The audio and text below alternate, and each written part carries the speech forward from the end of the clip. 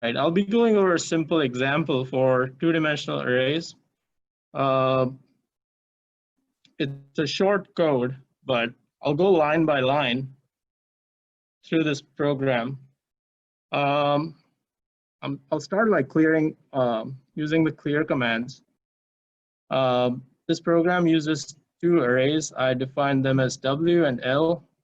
The way I define them is by specifying the lower limit and the upper limit, and how much spacing do I want between each element.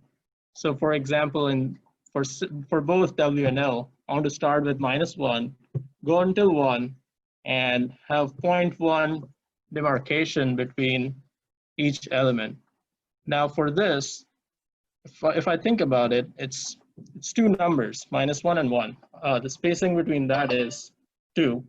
Since I'm dividing that by 0.1, I get 20 elements.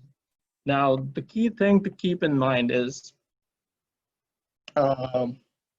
sorry, you don't get 20 elements, you get 21 elements, because there will be one extra element that I forget to count towards the end.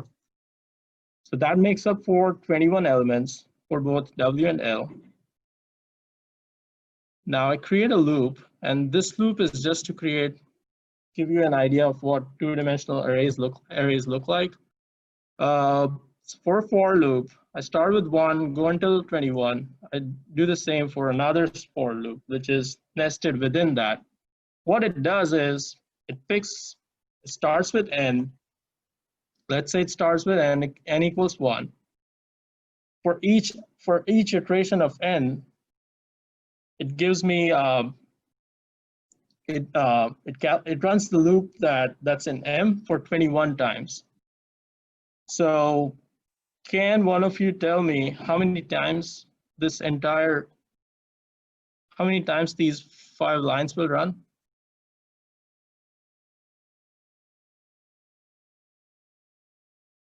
Go on. What do you think, Keegan?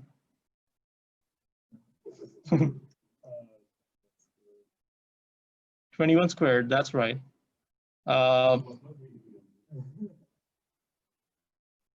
right. So what happens here is for each value of n, M runs 21 times. Now I have x1, so it finds out within the loop, finds out the nth value of x in W, and the same goes for the array L. And the value that I find out, I store it in the variables x1 and x2. I define another array, which is a two-dimensional array. And what it does is it uses these two elements from one-dimensional arrays W and L to calculate the value for this function. It's a simple sine function, and the sum of squares of their values. Now, all the lines below this, they're just used to plot this graph. Plot W, L, and the output. So if I show you the plot, it looks like this. Now, it's a three-dimensional plot, but I'll explain to you what this actually means. So if I type in O in the command window and the output, it gives me these values, right?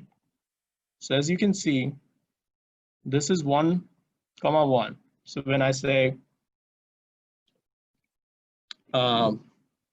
row 1, column 1, it's this value. Now these are 21 squared. What's that? 441? Yeah, probably. These are 441 values.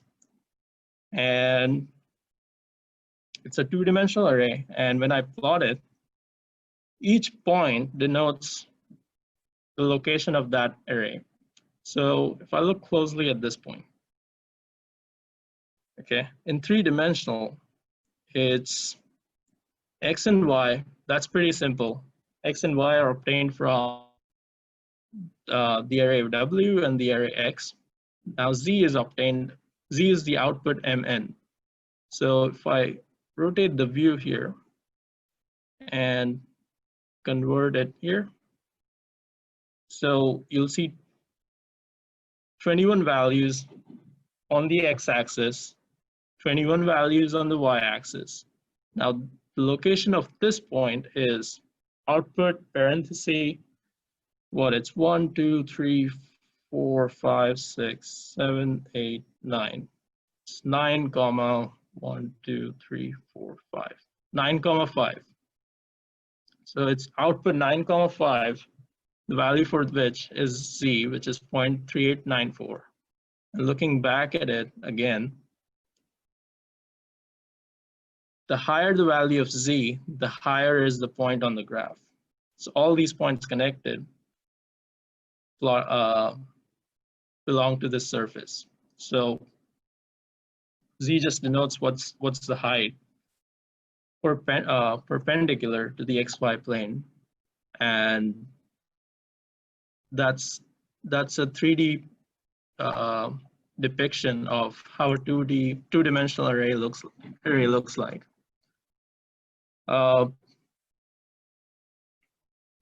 Is this clear?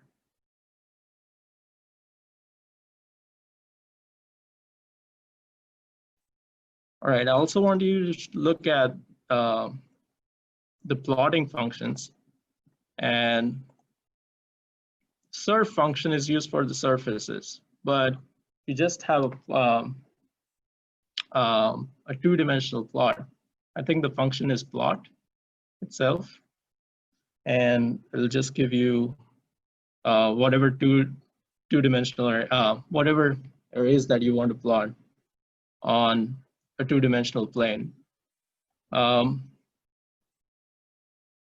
that's a simple example on how two-dimensional arrays look like and how to handle them. Loop, you'll find that loop, the indexing, be careful about the indexing. So the parentheses that you use for indexing in an array, by indexing I mean what's the location of that. In this case, it's N and M. It's denoted by round parenthesis. An array itself in MATLAB is denoted by a square parenthesis. So be careful about those differences. And if you have any questions, feel free to ask me. Yeah. Can you unmute? Can you unmute your mic? For your 2 4s, you have 1 to 21. Would you prefer to run it as 1 to the length of the array? For this one? Yeah. I mean, should we get into the habit of that, considering we might not want to mathematically figure out how many terms there are for our chart? Because later we can always determine the spacing by doing a mathematic application for, making an array of the length. If that makes sense. If there are too many notations going up on the X and the Y. Should we get into the habit of that, or should we just hard program it? Let me explain to you why I use 21 and what changes I'll have to make if I have a different array. And think about that and see if that answers your question. And if not, ask again. Okay. So I used 21 because I wanted all those values to be calculated, not just a few. So there are 21 elements in W and 21 elements in L, and that's the reason I use 21 as an interval.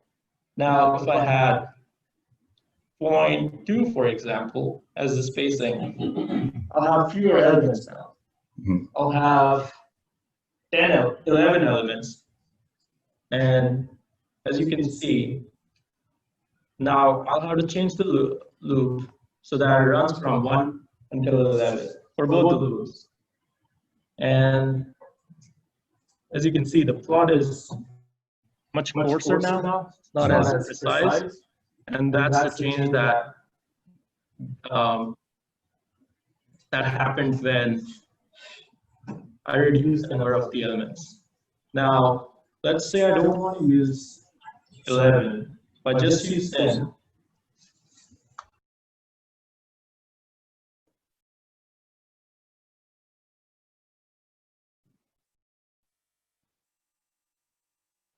Doesn't work.